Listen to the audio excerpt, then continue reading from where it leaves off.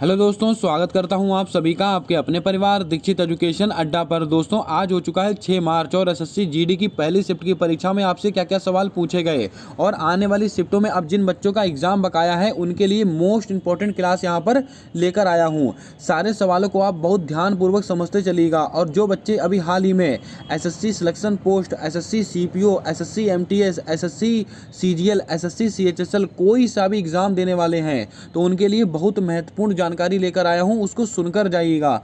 100% आपको सफलता की ओर लेके जाने वाली जानकारी मैं आपको बताऊंगा। आइए शुरू करते हैं आज की क्लास। देखते हैं अपने सारे क्वेश्चन जो आज की शिफ्ट में आपसे पूछे गए हैं।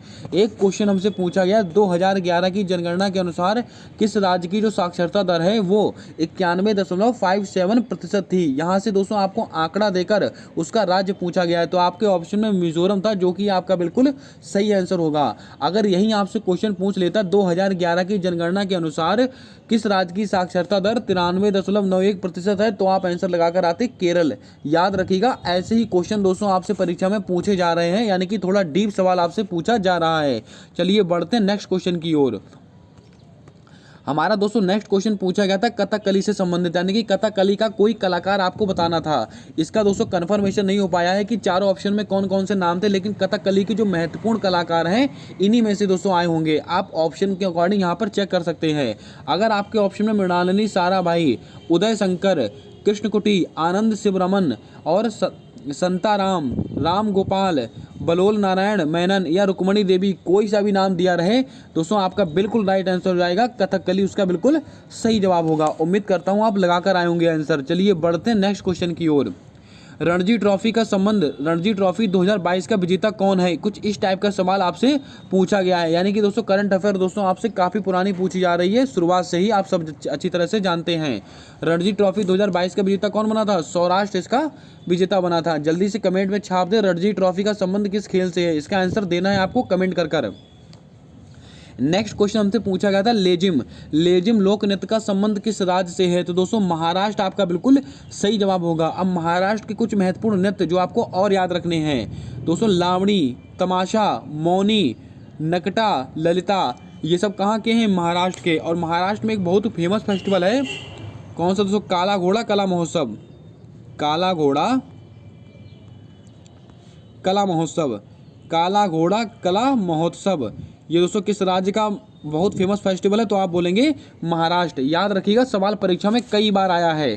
क्लास को पहली बार देख रहे हैं तो क्लास को दिल से लाइक कर दीजिएगा। चैनल पर पहली बार आए हो तो चैनल को सब्सक्राइब कर बेल वाला आइकन ध्यान से दबा लीजिएगा ताकि आने वाली सारी क्लासेस के अपडेट्स आप तक आसानी से पहुंचते रहें। नेक्स्ट क्वेश्चन पूछा गया है खो खो में खिलाड़ियों की संख्या। जल्दी से कमेंट में दोस्तों श्योर करके बताएं कि ये सवाल आपकी परीक्षा में आया है कि नहीं। खो खो में खिलाड़ियों की संख्या आई है दोस्तों, 2 दलों में 12 खिलाड़ी होते हैं इसके अंदर, तो आपके ऑप्शन में दोस्तों 12 देकर रखा होगा, जो कि आपका बिल्कुल सही आंसर होगा।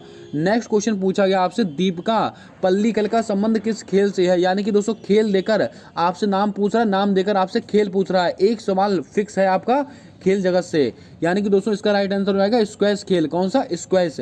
अब दोस्तों आप बताइएगा शरद कमल अंचता,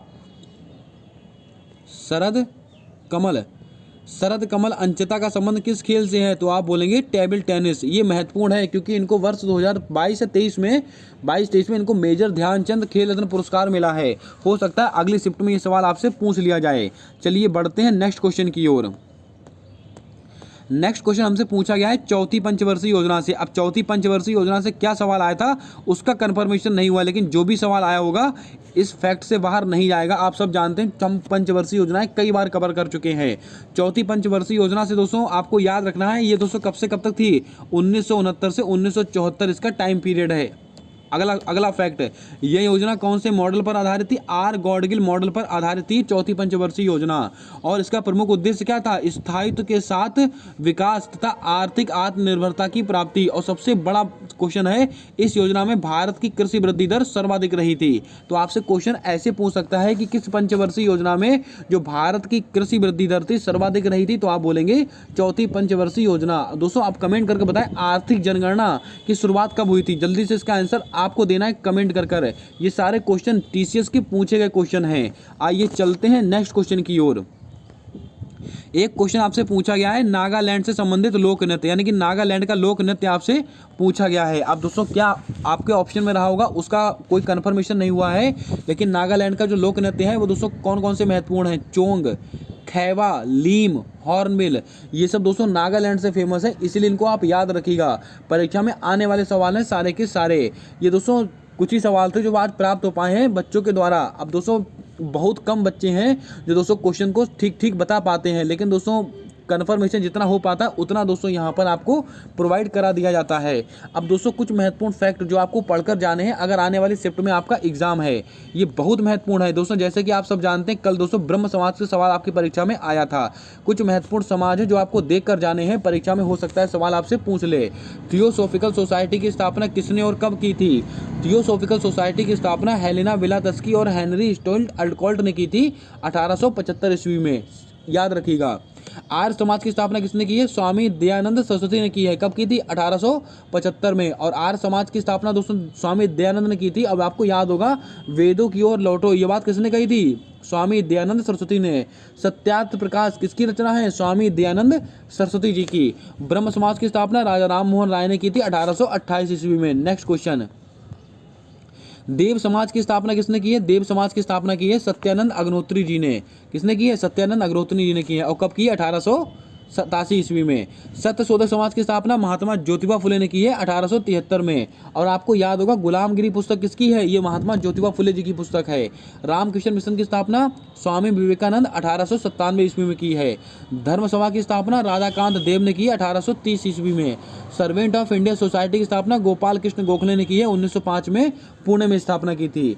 ये कुछ महत्वपूर्ण समाज है जो आपको याद रखना है दोस्तों। हिस्ट्री से दोस्तों कहाँ से सवाल बना है ये भी मैं आपको बताता हूँ। आप चंद्रगुप्त मौर्य, अशोक, ये पढ़कर जाइएगा दोस्तों, यहीं से सवाल आपसे ज़्यादा से ज़्यादा यहाँ से पूछे जा रहे हैं। अभी तक की सारी शिफ्टों का दोस्तों निचोड़ मैं आपको बता रहा हूँ। अगर आपको हिस्ट्री में कहीं से पढ़ना है तो दोस्तों आप अशोक के शिलालेख, चंद्रगुप्त मौर्य का कार्यकाल, ये सब पढ़कर जाएगा। यहीं से सवाल आपसे बार बार पूछ रहा है एसएससी वाले, याद रखिएगा, बहुत महत्वपूर्ण जानकारी है। अब दोस्तों कुछ महत्वपूर्ण चीज़ों के बारे में आपको जानकारी देता हूँ जो आपके लिए बहुत बेनिफिट होने वाली है। तो अगर आप भविष्य में कोई सा भी एसएससी का एग्जाम देने वाले हो, चाहे वह एसएससी एमटीएस हो, सीजीएल हो, सीएचएसएल हो, सीपीओ हो या सिलेक्शन पोस्ट हो, कोई सा भी आपका एग्जाम हो, तो दोस्तों ये जानकारी आपकी परीक्षा के लिए मोस्ट इंपॉर्टेंट होने वाली है। दोस्तों ऐसे ब्रह्मास्त्र वाले ई नोट्स तैयार किए गए हैं जो दोस्तों आपकी परीक्षा को सीधा टारगेट करेंगे। यानी कि दोस्तों केवल और केवल एसएससी की परीक्षाओं को ध्यान में रखते हुए ऐसे ई नोट्स बनाए गए हैं जिसके अंदर आपको अभी तक की जितनी भी एसएससी की शिफ्टों में जो पेपर हुए हैं उसमें जो जीके जीएस के सवाल पूछे गए हैं, सारे सवाल आपको वन लाइनर की फॉर्म में वहाँ पर प्रोवाइड किए जाएंगे। यानी कि दोस्तों 130 पेजेस की पीडीएफ यहाँ पर तैयार की गई है। इसका आप प्रिंट आउट निकलवा कर अपनी डेस्क पर रखिएगा। 100% आपकी कोई सी भी परीक्षा हो, आपको 80 to 85% दोस्तों जो मैटर है यहीं से मिलने वाला है। अब दोस्तों आपको उसके अंदर मिलेगा क्या क्या? History, polity, geography, science, economics, static GK और उससे संबंधित विविध प्रश्न, सारा दोस्तों आपको मैटर यहाँ पर मिलने वाला है। और बहुत ही अफोर्डेबल प्राइस में, मात्र 50 रुपीज़ में आपको ये पीडीएफ यानी कि आप बोल सकते हैं ये ई बुक प्रोवाइड की जा रही है मात्र 50 रुपीज़ में। आपको इसको परचेज कैसे करना है वो मैं आपको बताता हूँ। एक नंबर आप नोट कीजिएगा, 7078 142 717। ये हमारा व्हाट्सएप बिजनेस अकाउंट नंबर है। इसके ऊपर आप फ़ोन पे, पेटीएम, गूगल पे कुछ भी चलाते हो, आप 50 रुपीज़ पे कर उसका स्क्रीनशॉट लेकर आप दोस्तों इसी व्हाट्सएप नंबर पर शेयर कर सकते हैं और तुरंत आपको पीडीएफ प्रोवाइड कर दी जाएगी। और साथ ही साथ जो भी क्लासेस होंगी उनकी भी पीडीएफ आपको वहीं पर प्रोवाइड की जाएगी। यकीन मानिए ये दोस्तों 50 रुपीज़ आपके दोस्तों पूरे वसूल हो जाने वाले हैं इस दोस्तों एग्जाम्स के अंदर। 100% अभी तक एसएससी जीडी की जितनी भी शिफ्टें हुई हैं, सारे सवाल जीके जीएस के उसी ई नोट से आपको देखने को मिलेंगे। आप जब ई नोट्स पढ़ेंगे तब। उम्मीद करता हूं जानकारी आपको पसंद आई होगी। अगर जानकारी पसंद आई है तो दिल से लाइक कीजिएगा। चैनल पर नए हो तो चैनल को सब्सक्राइब कर बेल वाला आइकन ध्यान से दबाइएगा ताकि आने वाली सारी क्लासेस के अपडेट्स आप तक आसानी से पहुंचते रहें। मिलते हैं नेक्स्ट क्लास में एक नए एनालिसिस के साथ। तब तक के लिए जय हिंद, जय भारत दोस्तों।